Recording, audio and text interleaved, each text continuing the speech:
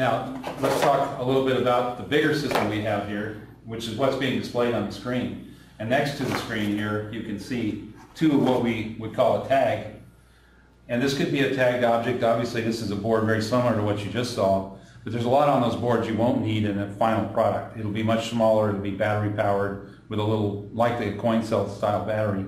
And the idea is you tag an object, and then you use the tagged object is basically tracked using infrastructure in a building. Could be in a room like we're in now. It could be in a larger facility. It's expandable. Can be many, many nodes. But the idea is you're able to track in three-dimensional space these devices that you tag. And here we show it. You can see the two devices are sitting here next to each other on the table, and they show up on the screen in this basically rectangular setup we have here. If we take, in fact, Stephan, why don't you walk with one of them? You can see how the position changes relative to the other one and how it changes within the environment.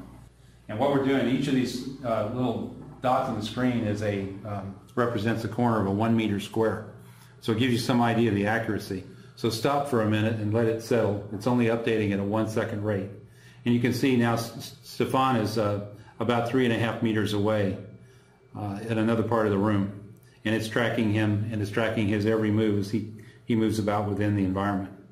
So the other device basically stayed where it was. It hasn't moved. And the other one, the one he's got, is moving within the network. So 10 centimeter accuracy on average. This particular configuration, what you're seeing here is the actual instantaneous data. It's unfiltered.